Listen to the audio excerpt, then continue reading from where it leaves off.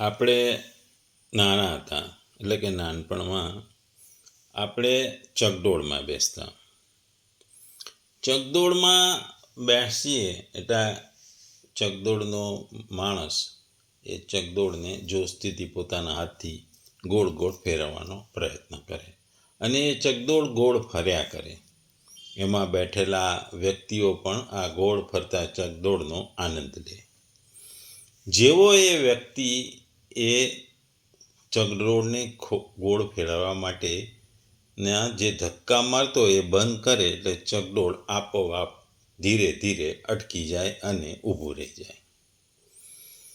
એટલે કોઈ પણ વસ્તુને ગતિમાં રાખવા માટે ચક્ર કે પૈડું એને ચક્રને ગતિમાં રાખવા આપણે જો બાહ્ય ફોર્સ આપીએ, ઘણી વખત આપણે જોઈએ છે કે હવેના જમાનામાં ચકડોળ બહુ મોટા હોય છે અને ઇલેક્ટ્રિકથી ચાલતા હોય છે. ઇલેક્ટ્રિક સપ્લાય જેવું ચાલુ કરીએ એટલે એ ચકડોળ ગોળ ગોળ ફરવા મળે. જેવો ઇલેક્ટ્રિક સપ્લાય બંધ કરીએ એ ચક્ર ફરતું બંધ થઈ જાય. બીજું, આપણે ભણતા હતા ત્યારે જોતા હતા કે આપણને શીખવાડવામાં આવતું કે સમુદ્રના પાણીમાં સૂર્યપ્રકાશથી વરાળ ઉત્પન્ન થાય, એનું એટલે પાણીનું બાષ્પીભવન થાય. આ બાષ્પીભવન ઉપર જઈ ધીરે ધીરે વાદળો બનાવે અને વાદળો અમુક પ્રેશરને લીધે એ વરસાદ વરસાવે. આ વરસાદના પાણી જમીન, તળાવ, નદીમાં જમા થાય અને એ પાણી ત્યાંથી જ્યારે નદીઓ ઉભરાય એટલે સાગરમાં આવે અને સાગરમાં આવેલું પાણી ફરીથી સૂર્યપ્રકાશથી બાષ્પીભવન થાય અને વાદળો બનાય. આમ આ ચક્ર ફરતું રહે. ચક્ર જેવું ફરતું રહે, જો વાદળો એટલે કે વરસાદ ના પડે તો આ ચક્ર તૂટી જાય, કે ભાઈ સમુદ્રમાં પાણી ના હોય તો પણ આ ચક્ર તૂટી જાય. એ જ વાત ભગવાન આ શ્લોકમાં કરી રહ્યા છે. અહીં ભગવાન બે વસ્તુ કહી રહ્યા છે કે ભગવાન અને જીવ અને ઈશ્વર, આ બે વચ્ચે મોટો તફાવત છે. એ સ્પષ્ટપણે અહીં કરવામાં આવ્યો છે. જીવ કુદરતના બળથી લાચાર છે, ઈશ્વર આ પ્રકૃતિનું નિયંત્રક છે. જીવ કુદરતના બળથી જે ક્રિયા કરે છે તેનાથી તે બંધાયેલો છે. બધા જીવો પ્રકૃતિની શક્તિ હેઠળ આવે છે, સિવાય કે જેઓ પ્રકૃતિથી આગળ વધી અંતિમ પરમાત્મા સુધી પહોંચ્યા છે. એ જ વાત અહીં ભગવાન આ શ્લોકમાં કરે છે. ભગવદ્ ગીતાનો અધ્યાય 9મો, પરમ ગુહ્ય જ્ઞાન અને શ્લોક 8મો. પ્રકૃતિમ સ્વામ અવષ્ટભય વિસૃજામિ પુનઃ પુનઃ ભૂતગ્રામમ ઇમં કૃતસ્નમ અવસમ પ્રકૃતે વસાતઃ. ગુજરાતીમાં જો આ શ્લોકને કહીએ તો સંપૂર્ણ દ્રશ્ય જગત મારે આધીન છે ને તે મારી ઈચ્છાથી વારંવાર આપમેળે પ્રગટ થાય છે અને મારી ઈચ્છાની અંતે વિનિષ્ટ થઈ જાય છે. બીજા શબ્દોને જો આ શ્લોકને કહીએ તો પોતાની પ્રકૃતિને સ્વીકારીને સ્વભાવના બળને લીધે વશ થયેલા આ આખાયભૂત સમુદાયને વારંવાર એમના કર્મો અનુસાર સર્જું છું. ટૂંકમાં ભગવાન આ શ્લોકમાં પ્રકૃતિને વશ બનીને અસહાય બની જતા એવા પ્રાણીના સમૂહને હું વારંવાર મારી પ્રકૃતિના આધારે સર્જું છું એવું કહેવા માગે છે. આપણે જે આગળ ઉદાહરણ જોઈએ કે ચક્ર એટલે કે ચકડોળ ફરતું હોય અટકી જાય છે, એવી જ રીતે ભગવાન પ્રકૃતિને વારંવાર પ્રકૃતિના આધારે દરેકનું સર્જન કરે છે અને પછી એનું એ પ્રલય કરે છે. જીવ અને ઈશ્વર બે અલગ વસ્તુ છે અને બંનેમાં સામ્યતા સહેજ પણ નથી. શ્રી કૃષ્ણ દ્વારા જે નિયંત્રિત આ પ્રકૃતિ છે એની કાર્યની ભગવાન વાત કરે છે. પ્રકૃતિ એ ઈશ્વરનું પ્રોજેક્ટર છે. તે ચક્રની શરૂઆતમાં નામો અને સ્વરૂપના સમગ્ર બ્રહ્માંડને પ્રોજેક્ટ કરે છે. ચક્રના અંતે તે પાછું ખેંચી લે છે. ફક્ત તેને ફરીથી શરૂ કરવા માટે આપણે અગાઉ શ્લોકમાં જોયું એમ અહીં અમે પ્રકૃતિ, ઈશ્વર અને વ્યક્તિ વચ્ચેના સંબંધની વાત કરીએ છીએ.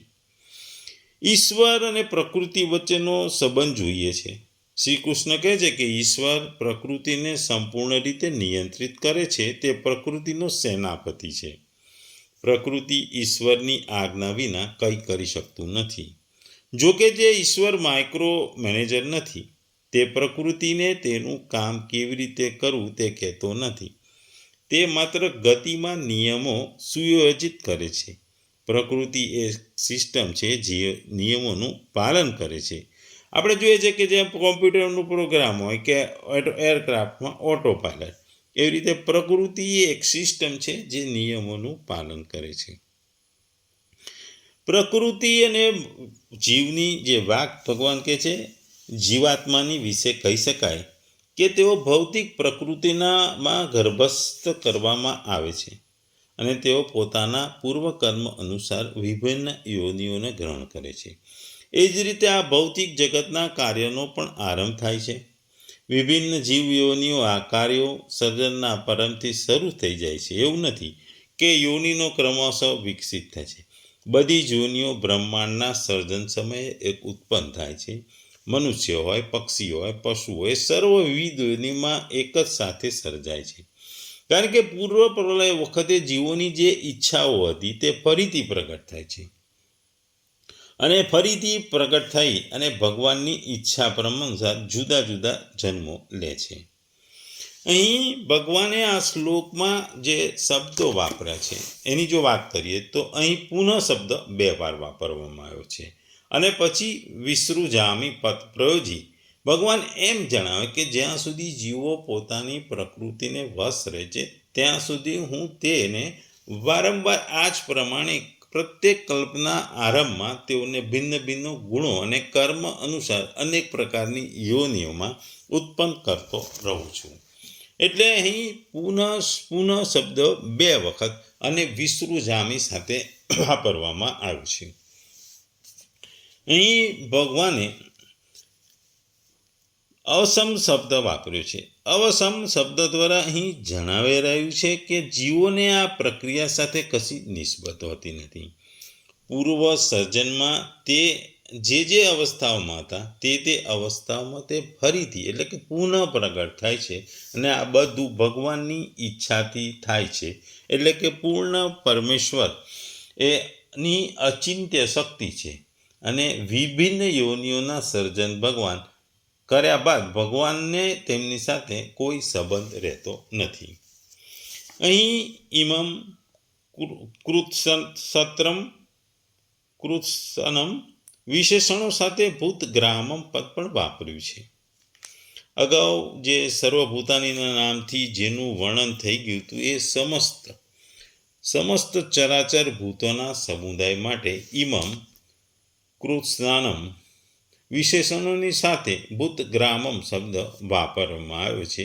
તે ભિન્ન ભિન્ન પ્રાણીઓને પોતપોતાના ગુણો અને કર્મ અનુસાર ઘડાયેલા છે. જે સ્વભાવ છે તે જ એમની પ્રકૃતિ છે. ભગવાનની પ્રકૃતિ સમષ્ટિ પ્રકૃતિ છે અને જીવની પ્રકૃતિ તેની એક અંશભૂત વ્યક્તિ પ્રકૃતિ છે. જે મનુષ્ય ભગવાનનું શરણ લે છે અને પ્રકૃતિના બંધનને કાપી નાખે છે તેઓ પ્રકૃતિને વશ થતા નથી. તેઓ પ્રકૃતિને પાર કરી ભગવાન સાથે કે ભગવાન જોડે પહોંચી જાય છે કે ભગવાનને પામી લે છે કે જેને આપણે મોક્ષ કહીએ છીએ. અહીં પાછલા શ્લોકોમાં જે મૂળ પ્રક્રિયામાં બધા ભૂતોનું લય થવાનું જણાવ્યું હતું તેનું વાચક અહીં સ્વામ વિશેષણની સાથે પ્રકૃતિ પદ છે અને સૃષ્ટિ રચનાદી કાર્યો માટે ભગવાનને જે શક્તિ રૂપે પોતાની અંદર સ્થિત પ્રકૃતિનું સ્મરણ કરવું એ જ તેનો સ્વીકાર છે. ટૂંકમાં આ શ્લોકમાં ભગવાન પોતાની શક્તિની એટલે કે પોતાની જે સર્જન અને વિસર્જનની વાતો કહે છે.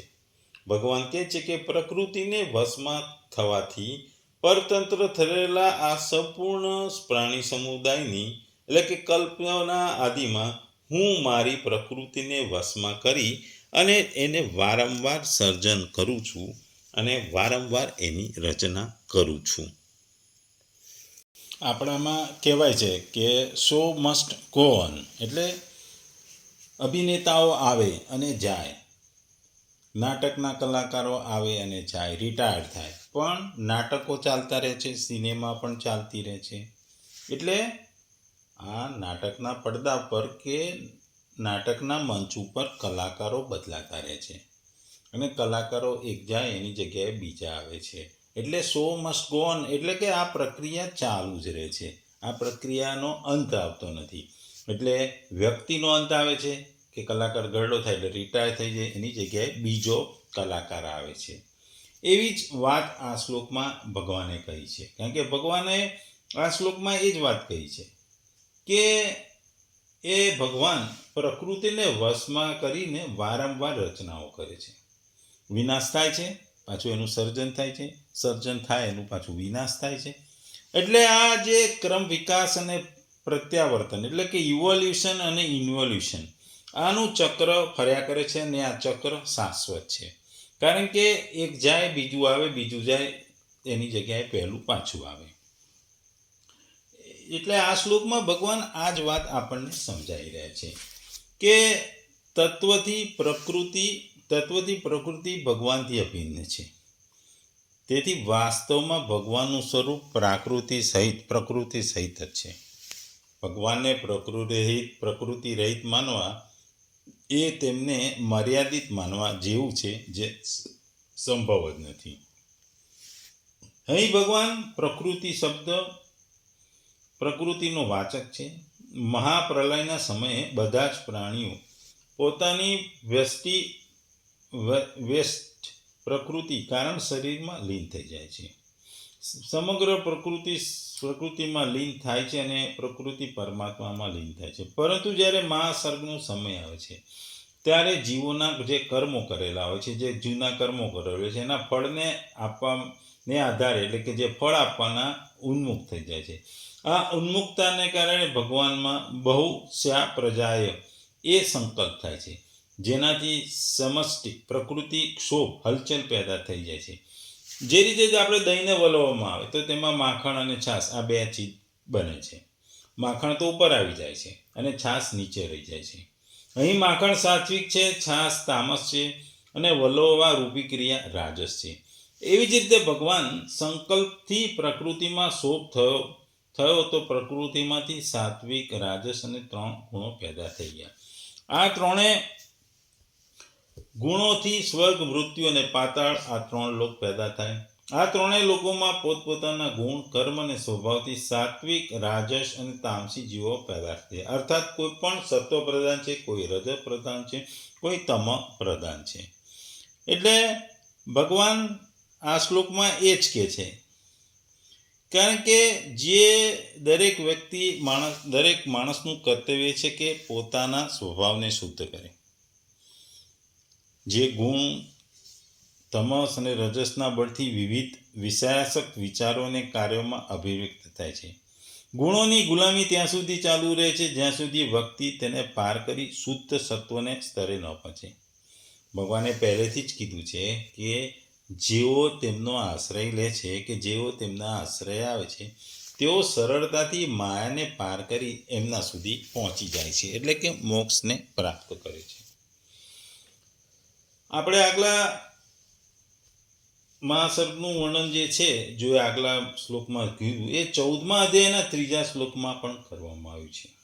ત્યાં પરમાત્માની પ્રકૃતિને મહદ બ્રહ્મ કહેવામાં આવી છે અને પરમાત્માના અંશ જીવોને પોતપોતાના ગુણ, કર્મ અને સ્વભાવ અનુસાર પ્રકૃતિ સાથે વિશેષ સંબંધ કરાવી દેવાથી બીજ સ્થાપન કહેવામાં આવ્યું છે. આ તમામ જીવો મહાપ્રલયને સમય થાય એટલે પ્રકૃતિમાં લીન થતા હોય છે. પ્રકૃતિનું કાર્ય પ્રકૃતિમાં લીન થયું હતું અને અંતે પરમાત્માનો અંશ ચેતન સમુદાય પરમાત્મામાં લીન થયો હતો. પરંતુ એ ચેતન સમુદાય પોતાના ગુણો અને કર્મોના સંસ્કારોને સાથે લઈને પરમાત્મામાં લીન થયો છે. એટલા માટે પરમાત્મામાં લીન થવા છતાં પણ તેને મુક્તિ નથી થતી, એ મુક્ત નથી થયો. જો એ લીન થતાં પહેલાં ગુણોને ત્યાગ કરી દે તો એ પરમાત્મામાં લીન થઈ જાત, સદાને માટે મુક્ત થઈ જાય. આ જન્મ મરણ રૂપી બંધનમાંથી એ બહાર નીકળી જાય, છૂટી જાય. એ ગુણોનો ત્યાગ ન કરવાથી જ તેઓ મહાસર્ગના આદિમાં અલગ અલગ યોનિઓના શરીરોથી સાથે સંબંધ થઈ જાય છે, અર્થાત અલગ અલગ યોનિઓમાં જન્મે છે.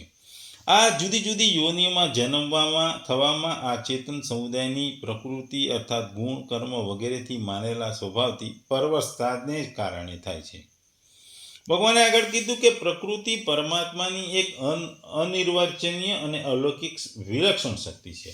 તેને પરમાત્માથી પણ ભિન્ન નથી કહી શકતા અને અભિન્ન પણ નથી કહી શકતા.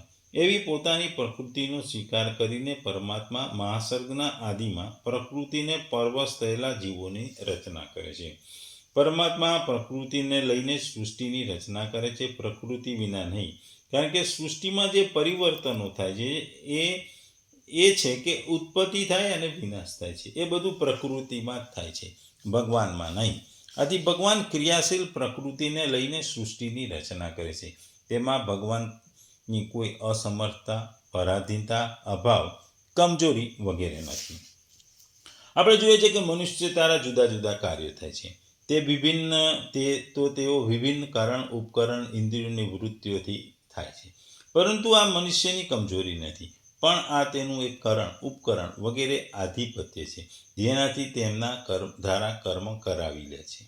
એવી રીતે ભગવાન સૃષ્ટિને એક બનાવે છે, રચના કરે છે, તો એમનું પ્રકૃતિ ઉપર આધિપત્ય સિદ્ધ થાય છે. પરંતુ આધિપત્ય હોવા છતાં પણ ભગવાનમાં લિપ્તતા વગેરે નથી હોતા.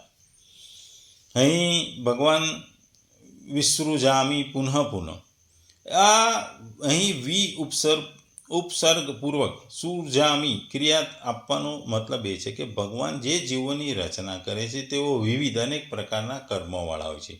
એટલા માટે ભગવાન તેઓને વિવિધ પ્રકારે રચના કરશે. અર્થાત સ્થાવર, જંગમ, સ્થૂળ, સૂક્ષ્મ વગેરે ભૌતિક શરીરોમાં પણ કેટલાક પૃથ્વી પ્રધાન, કેટલાક તેજ પ્રધાન, કેટલાક વાયુ પ્રધાન વગેરે અનેક પ્રકારના શરીર હોય છે. એ બધાની ભગવાન રચના કરે છે. અહીં વસ્તુ સમજવાની એ છે કે ભગવાન સર્વસ્વ છે. ભગવાન પ્રકૃતિને વશમાં કરે છે. આ પ્રકૃતિને વશમાં થવાથી પરત થયેલા પ્રાણી સમુદાયો, જે વિવિધ પ્રાણી સમુદાયો છે, જે કલ્પો છે, એ મારી પ્રકૃતિને વશમાં કરે છે, એટલે કે ભગવાનને વશમાં થાય છે. એટલે આજે જે સર્જન અને વિસર્જન કે વ્યક્તિઓનો વારંવાર જન્મ થાય છે, તો આ વસ્તુને જો સમજીએ કે પૃથ્વીની ભગવાન સમુદાયની રચના કરે, મહાસર્ગ સમય રચના કરે. હવે આ મહાસર્ગમાં બધા પ્રાણીઓનો જન્મ થાય. આ પ્રાણીઓ એક જ યોનિમાં ના જન્મે.